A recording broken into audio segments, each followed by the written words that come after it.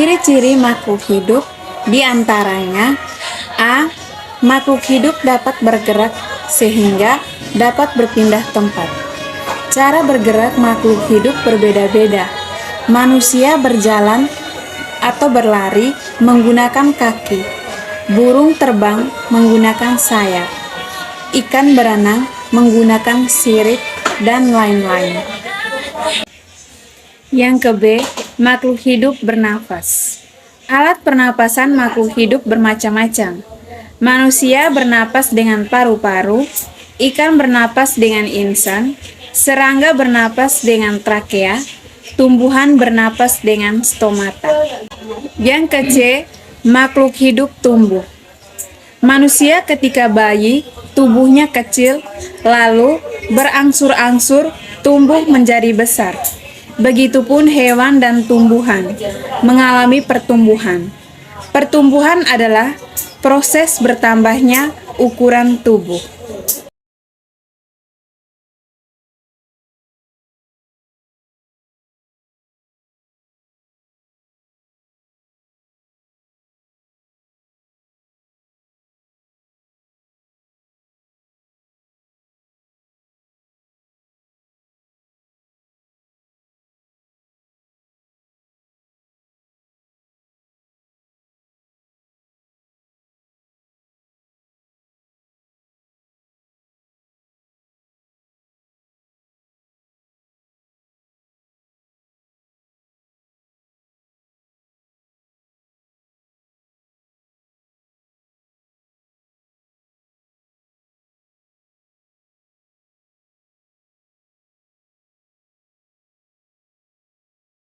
Yang ke F, makhluk hidup memiliki ciri peka terhadap rangsangan. Rangsang adalah sesuatu yang dapat memengaruhi kerja organ tubuh.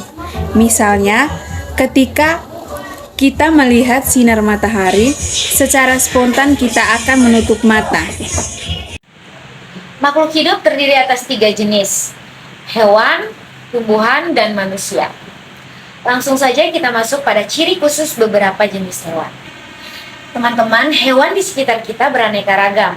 Keanekaragaman hewan meliputi tubuh, jenis makanan, dan lingkungan tempat tinggalnya.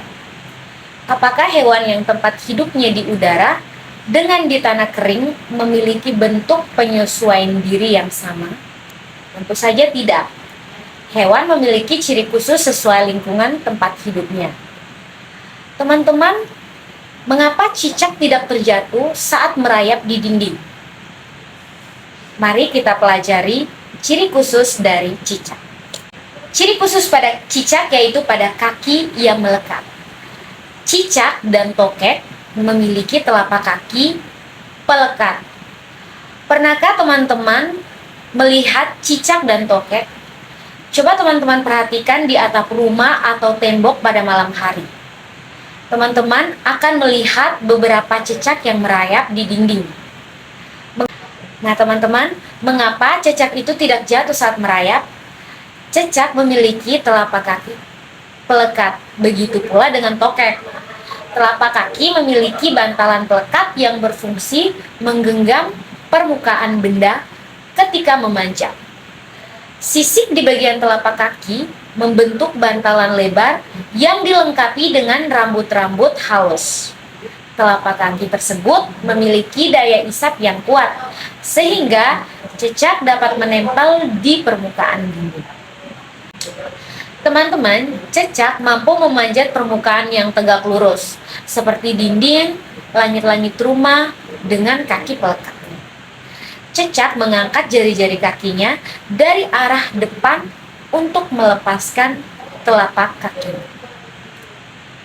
Nah, sekarang kalian telah mengetahui mengapa cicak tidak jatuh saat merayap di dinding.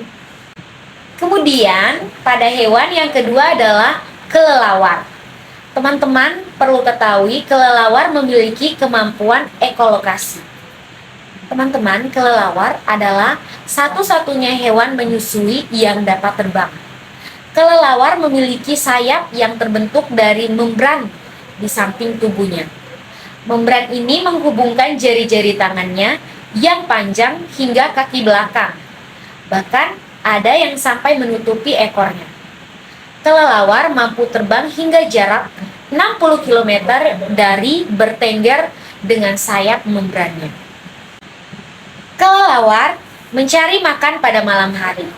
Teman-teman, tahukah teman-teman bagaimana cara kelelawar mencari makan di malam hari agar tidak menabrak benda saat terbang? Inilah hal yang menarik dari kelelawar. Kelelawar aktif dalam malam hari.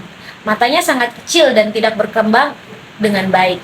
Namun, kelelawar memiliki telinga yang sangat sensitif dan berukuran cukup besar dibandingkan dengan ukuran kepalanya.